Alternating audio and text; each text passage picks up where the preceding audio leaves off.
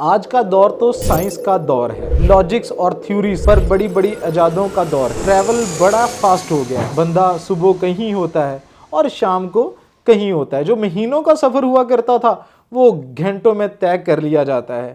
اب تو چاند پر جانے اور پہنچنے کی باتیں ہو رہی ہیں، مریخ کو جو ہے وہ کھوجا جا رہا ہے اور دنیا وہاں پر جو ہے وہ زمینیں پرچیز کرنے کی باتیں کر رہی ہے۔ آج کے دور میں سائنس کا اسٹوڈنٹ کہے آپ تو کہتے ہیں اللہ نے نبی پاک صلی اللہ علیہ وسلم کو ہر در کے حساب سے معجزہ عطا فرمایا ہے۔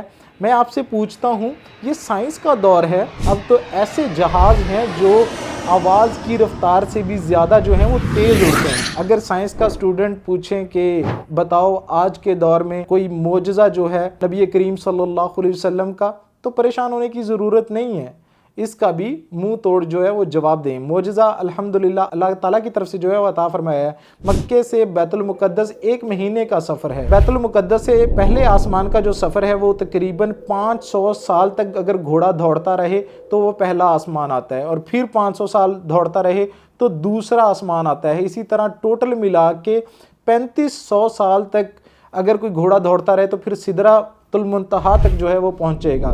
اس سے آگے لامکان نہ جانے کتنا زیادہ ڈسٹنس ہے۔ لاکھوں سال کا یہ سفر تھا، نبی کریم صلی اللہ علیہ وسلم نے کتنی دیر میں طے کیا؟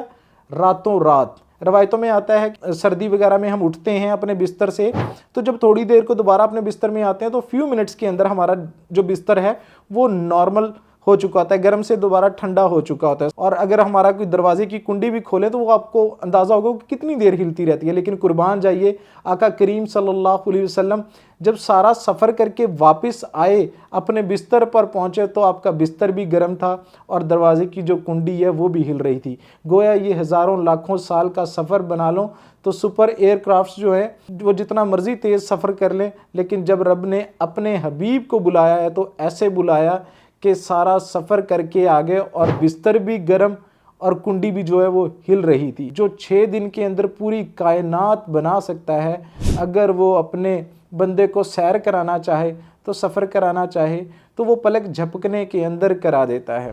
تو اس کی قدرت کے آگے کیا ممکن نہیں ہے؟ عشق والوں کا جواب اب سنو۔ اگر آپ کی اور میری گھڑی سے سیل کو کچھ دیر کے لیے نکال دیا جائے تو گھڑی کا ٹائم جو ہے وہیں پر رک جائے گا، پھر سیل لگا دیا جائے تو ٹک ٹک دوبارہ شروع ہوگی اور گھڑی جو ہے وہ چلنا شروع ہو جائے گی۔ تو آقا کریم صلی اللہ علیہ وسلم تو جان جہان ہے، کائنات کی جان ہے۔